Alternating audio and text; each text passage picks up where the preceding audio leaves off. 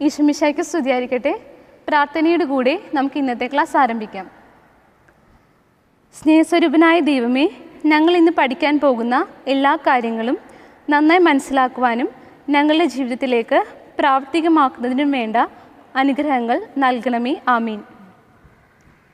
10ാം class മതബോധനത്തിൻ്റെ 8ാം അധ്യായം സൗഖ്യദായ കൂദാശകൾ, അതിലെ 2ാമത്തെ മൊഡ്യൂളിലേക്ക് നമ്മളിന്ന് കടക്കുകയാണ്. അപ്പോൾ കഴിഞ്ഞ ക്ലാസ്സിൽ നമ്മൾ അനുരഞ്ജന കൂദാശയെക്കുറിച്ചാണ് പഠിച്ചത്. അപ്പോൾ അതിൻ്റെ കണ്ടിന്യൂഷനാണ് നമ്മളിന്ന് നോക്കാൻ പോകുന്നത്. ജ്ഞാനസ്നാന സ്വീകരണം വഴി നമ്മുടെ ഉത്ഭവ പാപവും മറ്റ് കർമ്മപാപങ്ങളും എല്ലാം നീക്കപ്പെടുന്നു. എങ്കിലും പാപാസക്തി ഇല്ലാതാവുന്നില്ല, അത് മനുഷ്യ സഹജമാണ്. അപ്പോൾ നമ്മൾ പാപം ചെയ്യുന്നത് മൂലം ദൈവം നമുക്ക് ദാനമായി നൽകിയ കൃപാവരങ്ങൾ ദുർബലപ്പെടുവാനും നഷ്ടപ്പെടുവാനും സാധ്യതയുണ്ട്. അപ്പം ഇത്തരം സാധ്യതകളിൽ നിന്ന് നമ്മളെ പരിരക്ഷിക്കാനാണ് അനുരഞ്ജന കൂദാശ സ്ഥാപിക്കപ്പെട്ടത്. നമ്മൾ അനുതപിച്ച് നമ്മുടെ പാപങ്ങളെ ഏറ്റുപറഞ്ഞ് ദൈവത്തിലേക്ക് ചേർന്ന് നിന്നാൽ മാത്രമേ നമുക്ക് നിത്യജീവൻ പ്രാപ്തമാക്കുകയുള്ളൂ. അനുതാപിയുടെ പ്രവൃത്തികൾ എപ്രകാരമാണെന്നാണ് നമ്മൾ ഇന്ന് പഠിക്കാൻ പോകുന്നത്.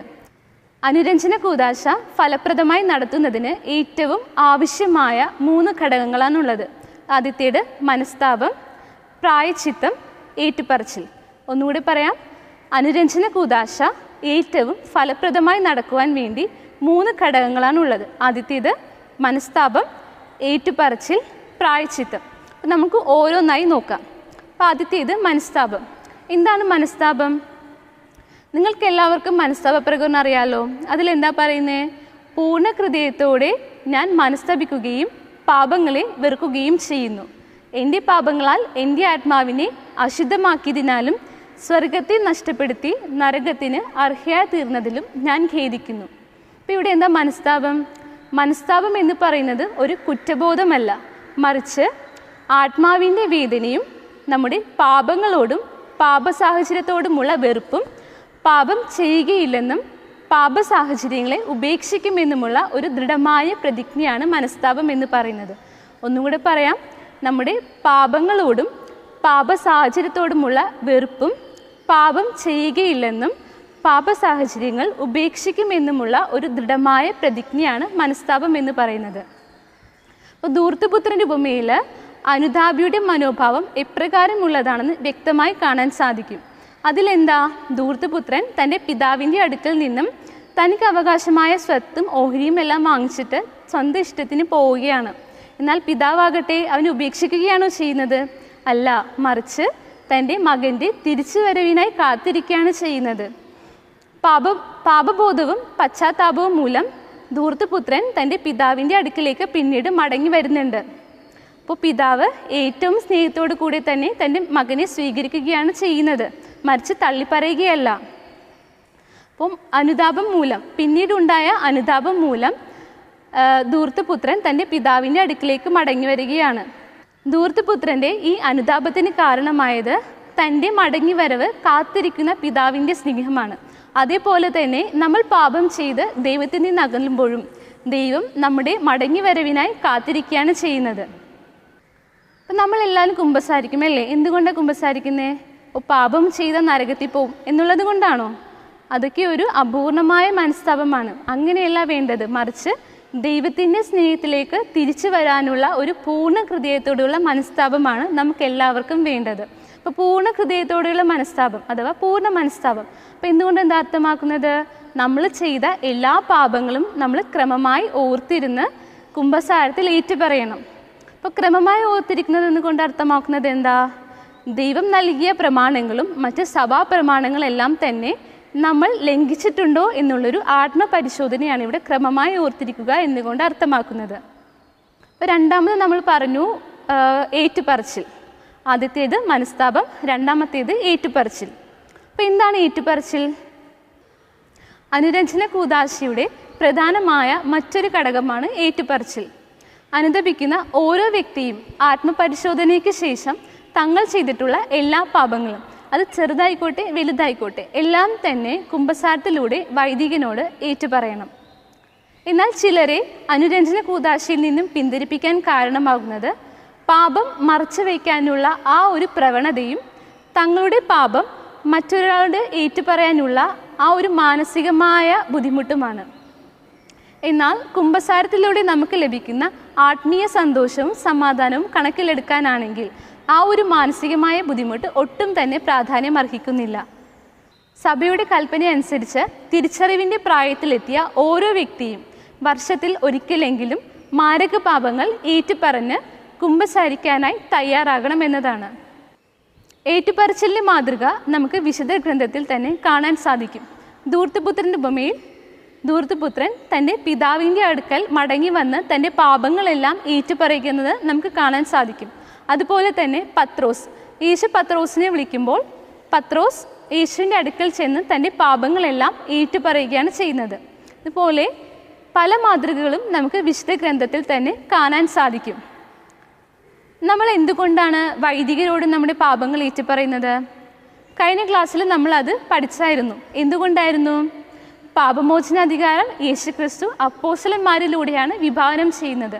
അപ്പോൾ അപ്പോസ്തലന്മാർക്ക് ലഭിച്ച ഈ പാപമോചനാധികാരം സഭ ഇന്നും പിന്തുടർന്നുകൊണ്ട് പോരുന്നു. അപ്പോൾ ഈ ഒരു അധികാരം വെച്ചിട്ടാണ് ഇന്ന് സഭയിൽ വൈദികന്മാർ പാപമോചനം നൽകുന്നത്. എന്നാൽ ചില സഭാവിരുദ്ധ ഗ്രൂപ്പുകൾ പറഞ്ഞ് പ്രചരിപ്പിക്കുന്നത് എന്തെന്നാൽ വൈദികരും നമ്മളെപ്പോലെ തന്നെ പാപികളും സാധാ മനുഷ്യരുമാണ്. അതുകൊണ്ട് തന്നെ അവരോട് പാപങ്ങൾ ഏറ്റുപറയേണ്ടതിൻ്റെ ആവശ്യകത ഇല്ലെന്നും ദൈവത്തോട് പാപങ്ങൾ ഏറ്റുപറഞ്ഞാൽ മതി എന്നതുമാണ് അവരുടെ വിശ്വാസവും അവർ പഠിപ്പിക്കുന്നതും.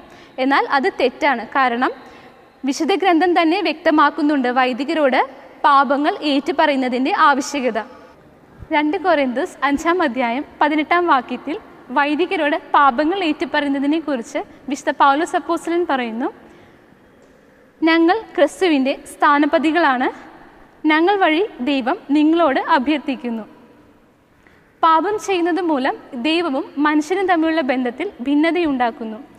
ദൈവമനുഷ്യ ബന്ധത്തിൻ്റെ മധ്യസ്ഥനും ദൈവത്താൽ നിയുക്തനും സഭയുടെ പ്രതിനിധിയുമായ വൈദികനോട് നമ്മുടെ പാപങ്ങൾ ഏറ്റുപറയുന്നതിൽ തെറ്റില്ല. കുമ്പസാരം ശ്രവിച്ച ഓരോ വൈദികനും കുമ്പസരിക്കുന്ന വ്യക്തിയും ഏതെങ്കിലും ഒരു കാരണവശാൽ ഒരാളുടെ കുമ്പസാരം ആരെങ്കിലും കേൾക്കാനിടയായാൽ ആ വ്യക്തിയും അനുതാപിയുടെ പാപങ്ങൾ അതീവ രഹസ്യമായി തന്നെ സൂക്ഷിക്കണമെന്ന് സഭ ആവശ്യപ്പെടുന്നു. ആദിമസഭാ സമൂഹത്തിൽ പാപങ്ങൾ പരസ്യമായി സമൂഹത്തോട് ഏറ്റുപറയുന്ന രീതി ഉണ്ടായിരുന്നു. എന്നാൽ അത് പല സാമൂഹിക പ്രശ്നങ്ങൾക്കും ഇടയാക്കി. പിന്നീടാണ് വൈദികരോട് രഹസ്യമായി പാപങ്ങൾ ഏറ്റുപറയുന്ന ഇന്നത്തെ ഈ രീതി സഭ സ്വീകരിച്ചത്. അടുത്തത് പ്രായശ്ചിത്തം. ക്രിസ്തുവിൻ്റെ പ്രതിനിധികളായ വൈദികർ പാപമോചന ആശീർവാദം നൽകുന്നത് വഴി ഒരു വ്യക്തിയുടെ പാപങ്ങൾ ഇല്ലാതാവുന്നു.